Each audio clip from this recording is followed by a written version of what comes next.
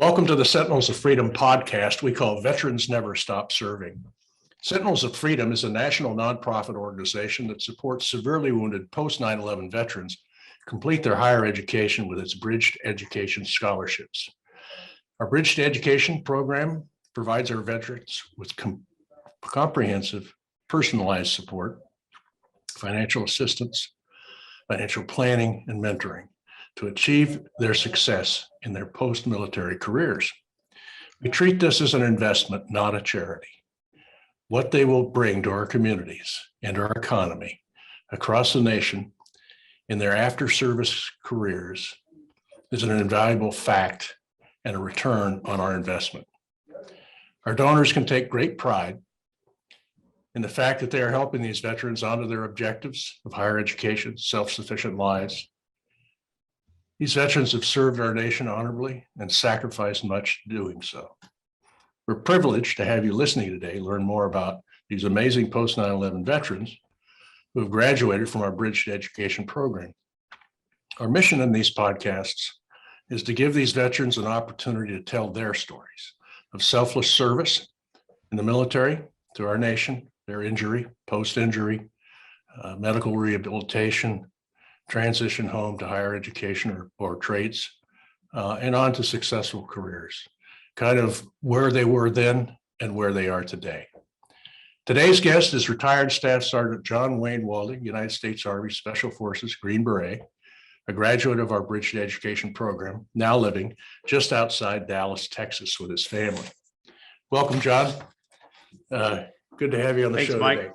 Yeah. Good to see you, brother. Yeah. Now, before we get started, I just want to let you know I have my dictionary, my thesaurus, and my Bible right in front of me, just in case you try to use any big words on me. Well, right back at you. I got the same. Well, we've known each other for many years. I was privileged to be one of your mentors, one of the many.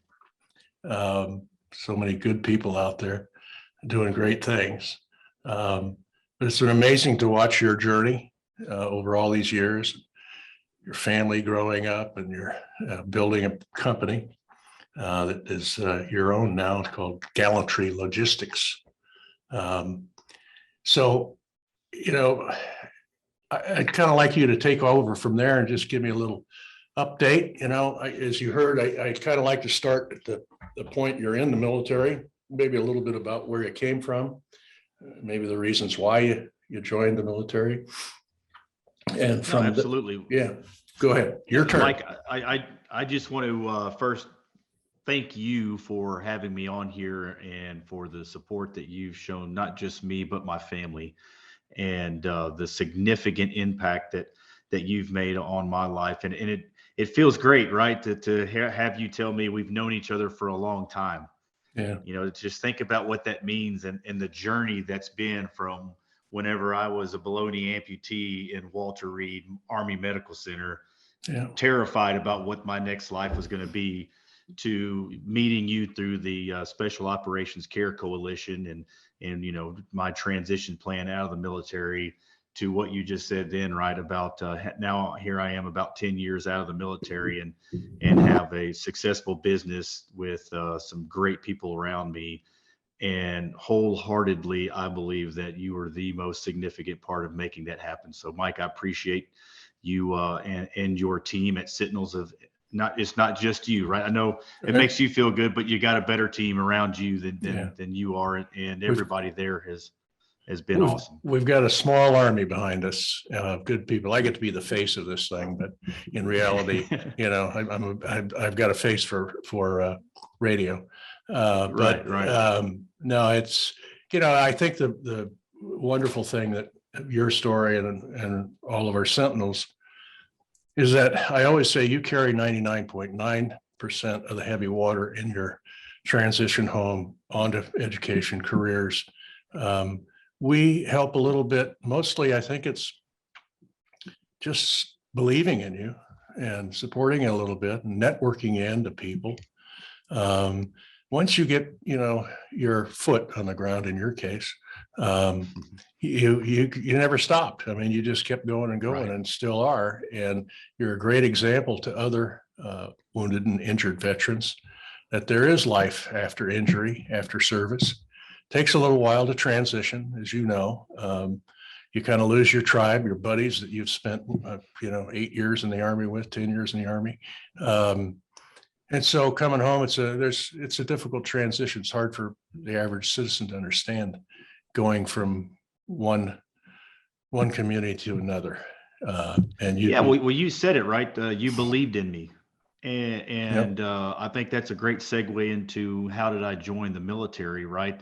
I'm always say that I didn't come from, I never say I didn't come from anything, but I dang sure didn't come from a lot. The first memory of my dad was when I was in the backseat of my grandma's town car when we were pulling into the Victoria County courthouse, and there was a chain gang of convicts that were in orange jumpsuits walking in front of us. Well, my dad was one of them, right? When that was him going from the lockup to the courthouse to get sentenced to jail. Right. So just think about that significant moment in my life, I'm not being figurative. I actually here recently have been trying to write my life story because of my traumatic brain injury and other things, and just want to capture it. And it is one of the first memories of my father, seeing him go to jail. Right. My mom, she was already in jail. And because of that, I had to go live with my grandparents, and God bless them. And thank God every day for them that they raised me to in a small town in Groesbeck, Texas, right? In Texas, that they jokingly say we had 3,500 people, but a $10 million football field, so it is, as Texas as it gets. But on the flip side of that, there's just no opportunity in those little one-horse towns, going back to believing in, my grandparents loved me, don't get me wrong. And they did believe me, don't get me wrong. But in those little towns, you don't have that aspirational, hey, you know what, you could go to Harvard, or, hey, you know what, you can go to college. It was, hey, you know what, you better have a job. That's the mindset, which quite frankly is why I joined the military, was I realized, oh, I'm not a kid anymore. I'm a grown up. I need a real job. And with the name like John Wayne being born on the 4th of July, well, the Army seemed like a pretty good spot. And I was actually in basic training when the towers fell, right? So think about your mindset, right? People kind of forget what the mindset was before 9/11, since we've been at war for 20 years. But before then, don't get me wrong. Yeah, let's serve your country. But a lot of it was, hey, why don't you do, 4 years and then have some college money? Right. Or like use it as a stepping stone rather than we're at war, you need to serve. And quite frankly, that was my mindset. Well, I'll go there and grow up a little bit, have some college money. And lo and behold, halfway through basic training, here I am getting told that we just been attacked by terrorists. Quite frankly, I thought that was a joke. I since it was basic training, I thought it was a drill, and obviously it wasn't. And from that moment on, not only me, but the entire, country's, life changed. Yeah. And so I was fortunate to serve in a capacity that very few ever get to serve in special forces at 3rd Group. And that was really the first time that becoming, a Green Beret, Mike, was being on that parade field in August of 2007 when that general said, don those Green Berets. It was everything, brother. Again, at that moment, I remembered my dad going to jail. I remember seeing my mom in jail. I remember seeing, just where I'd come from. And now I'm standing on a parade field that, very few ever get to stand. It was one of the most incredible moments of my life. Yeah. It's, I think just in my case for a second here is, we had 2 sons in the Rangers, and when the towers went down, I immediately knew where they were going. I also knew it was not going to be a 100-hour war. And so we started talking about casualties coming back to our community. What were we going to do? We had already started Sentinels of Freedom to honor high school students who were going off to the military. By 2001, I think we'd honored about 200. I knew most of them were combat arms, that high possibility some were going to come back, injured or wounded. and what we're going to do. We made them a promise. We said, we'll be here when you come back, and we're proud of you. And so we had to make good on that promise. And that's how it all started, with one guy from Danville, California, Jake Brown, who came home, run over by an Abrams tank, crushed, not expected to live. And so we started with him, and then another and another. And pretty soon now we're almost at 700 across the nation. That doesn't sound like a big number to most people, but you understand our Sentinels are with us. We call them Sentinels for four years. Get them through education. By the time we're through with that, we've already got a job lined up for them, a job that they want. We've had a mentor for that 4 years period, and so that's how Sentinels all came together. The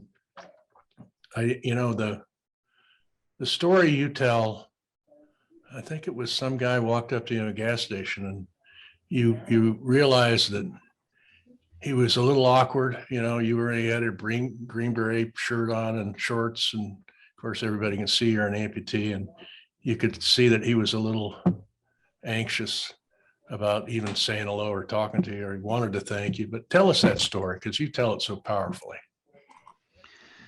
No, I just never will forget,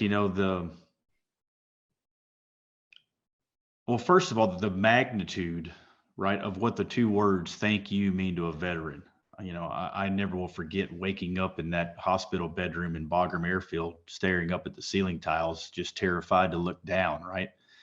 Because I knew the next moment I'd find out if I had one leg or two and what that was going to be like. And being a disabled person, like, make no mistake about it, I am a disabled man, right? I have one leg, and without the aid of a prosthetic device, I can't walk. And so how do you deal with that word "can't"?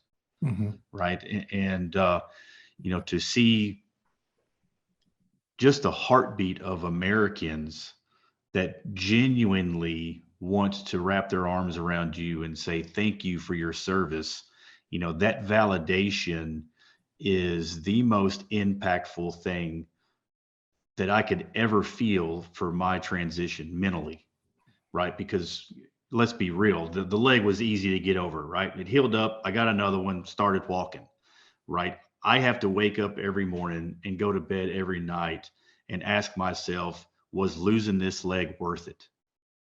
And the thank yous and those bear hugs and what you've done for me, Mike, and all the other great Americans, it validates that sacrifice. And that's why when you say thank you to me, I don't say you're welcome. I say you're worth it, right? Yeah. You're worth this leg that will never grow back, right? Yeah. You're worth this, the 30 names of Green Berets and Navy SEALs that were embroidered on the center console of my truck that will never come home, right? And that's what I want, the civilians to know, that every time that you go to say thank you to veterans, hey, you know what? You're worth fighting for.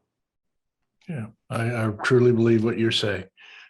You're lucky to have a great wife, and you got great kids, and that was a big help. But it was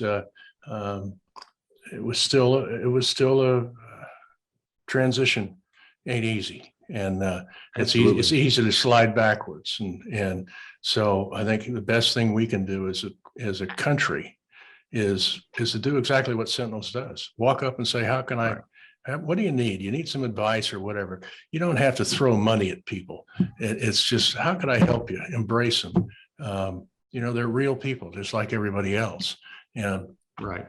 So I think you and I have done some traveling together. I've listened to you speak in front of General Dynamics, and out here in California, and in Washington, D.C. with General McChrystal and a group of great Americans at the Army Navy Club. And, you never waver from your beliefs. And I know you're a spiritual man and have raised your family in that doctrine. So I want to talk a little bit before I go on about this great relationship you built with one of your mentors who owns a logistics company, who mentored you, and now you own your own logistics company called Gallantry Logistics. and which, I mean, we're extremely proud of you. And I know it's been a tough slog, but you've learned a lot, and tell us how that's going. And Sometimes I'd always say it's easier to get shot at, right, than running a business. Tell me about it. Yeah. Yeah. Well, I'd actually like to back up a little bit there, Mike, and kind of explain the Sentinel process for me, so the listeners can actually understand, the significance of what that life scholarship means. Because quite frankly, I had no idea what a life scholarship meant. I just know that the SOCOM Care Coalition said, hey, this Mike guy is going to help you, and you're going to get transitioned, and we're going to high five, and it's going to be great. Right. I never had a grasp of what that meant until you flew my family and I from Fort Bragg. At the time, how many kids did I have then? I think I only had 3. Yeah. I have kids everywhere. It's funny. Every duty station I've had a child. So sprinkling freedom all over this country. Yeah, there you go.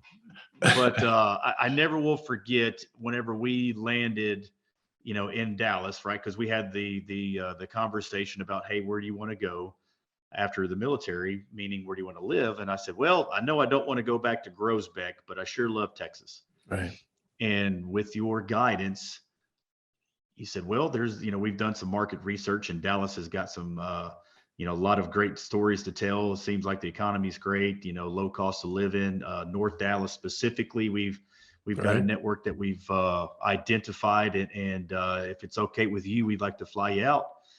And so when we landed there, again, y'all paid for all the hotel, all the airfare, and everything to bring not just me, but my whole family, to make sure we all knew what we were getting into. And that morning when we walked into Sheriff Terry Box's office, right, Terry Box, you had Sheriff Box was there. You had the chief of police there. You had the Homeland Security director there. You had the SWAT commander there. You had the dean of the college there. I mean, significant people in this community was in one room, all for one purpose. And it was, I never will forget. I don't know if you even remember saying it, but you looked at everybody and you said, how are we going to help John? Yeah. And that's when I knew what a life scholarship meant, right? That this isn't just, hey, what's a business plan, right? Or what's a college plan, or what's this plan, or all this stuff. No, you are going to get into a community of people that you can rely on. Because again, I don't have much family. My wife has probably a tougher story than I do. And so we don't have family to rely on. It's just us. And to, again, be in that room and seeing those people and have you, look them in their eyes and say, hey, how are we going to help this guy? And not only ask the question, but to have some answers, right? To have some action items, deliverables that these people generally wanted to get behind. It was everything. It was the most impactful moment I think I've ever had outside the military. Yeah, I remember you and I went in to see Mr. Ross Perot also, and of course he's got a network that's crazy, and his son too, and Darcy and Anderson and all those folks were all a part of the process, and that's really what we try to do with everybody. Right. But I'm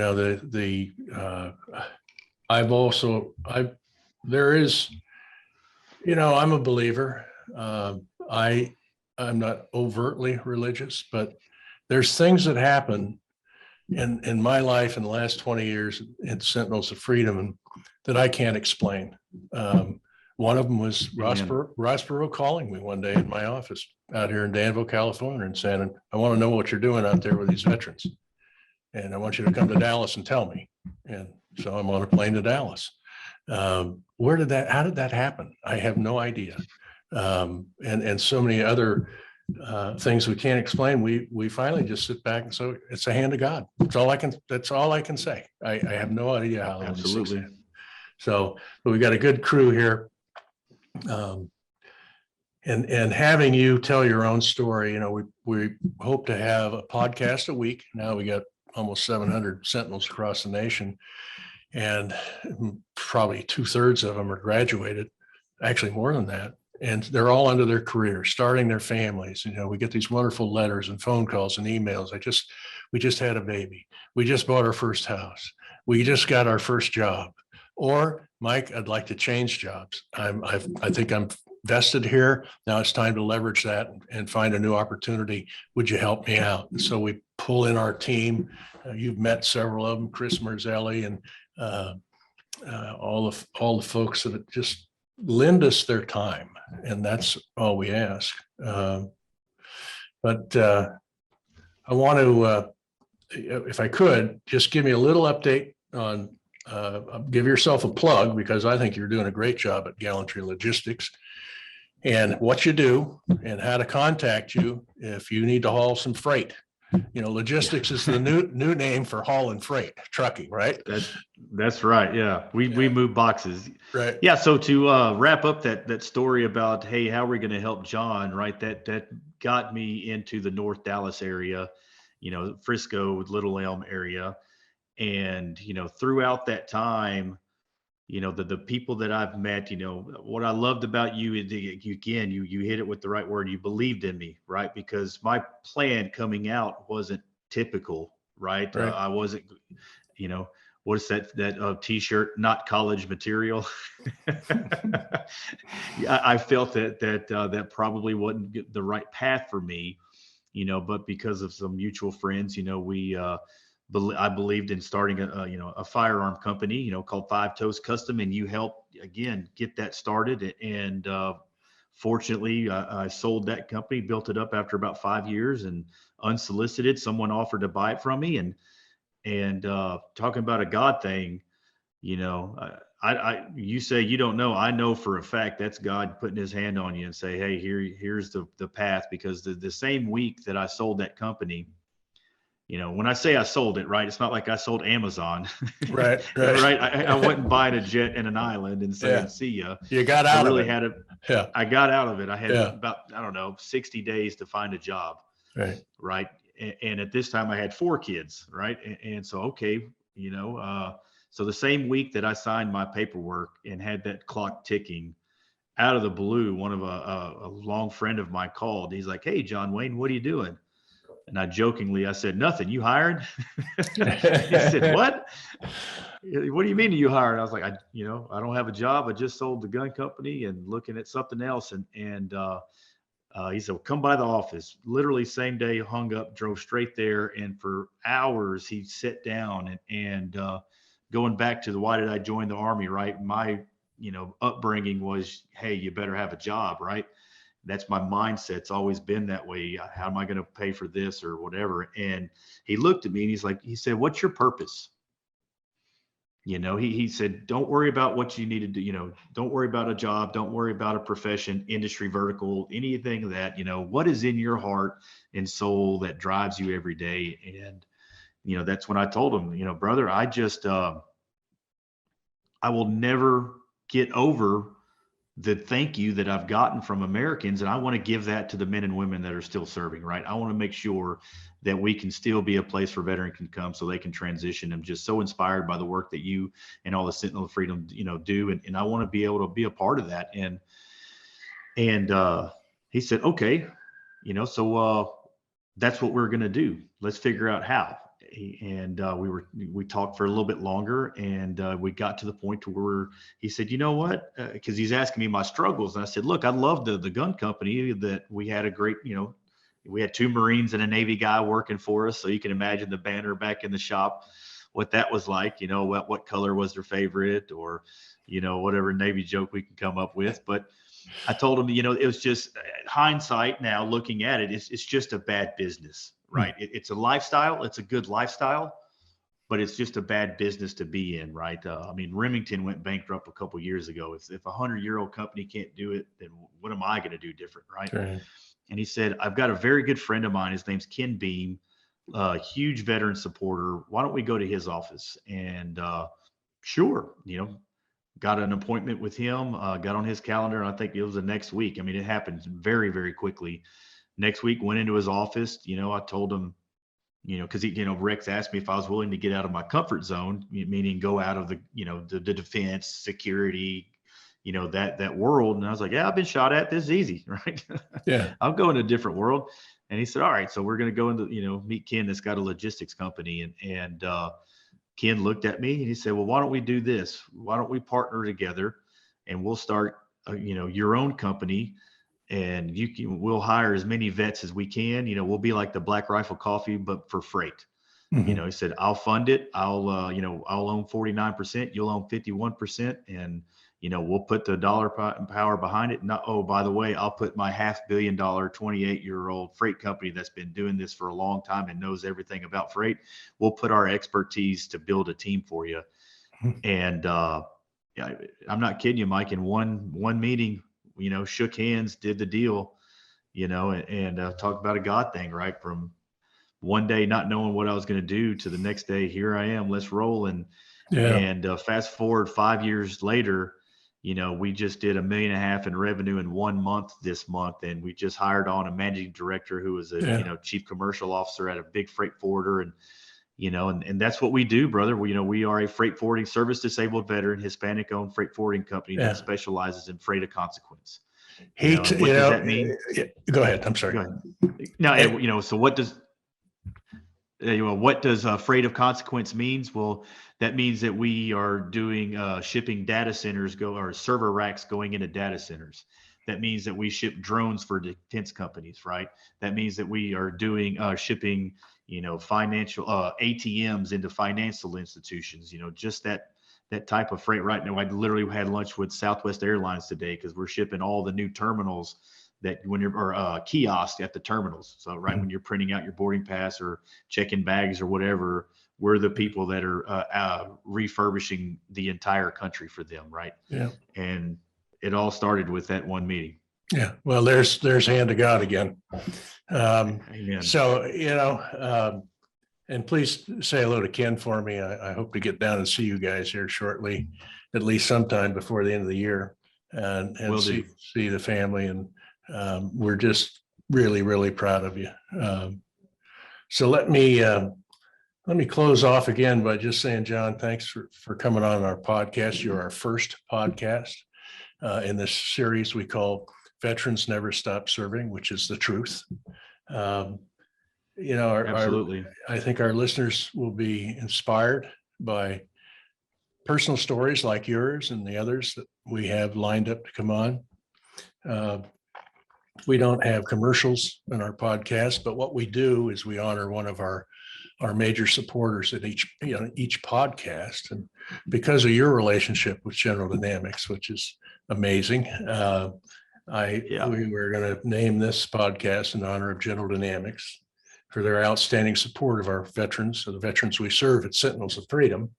General Dynamics. And they mean it, Mike. Yeah. Oh, yeah. Right. They mean it. Like, I want to make sure that the listeners know that, they didn't just write you a check to say, hey, read this during your podcast.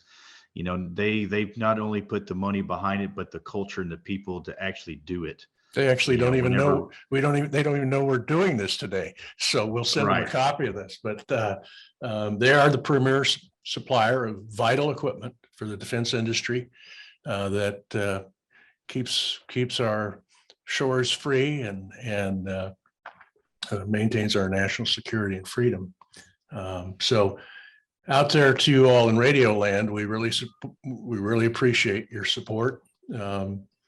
It helps us meet our national responsibility, the veterans we serve. And I always say it, they have certainly earned a place at our nation's table of abundance and opportunity. That's a fact. It's just amazing what Absolutely. They can do.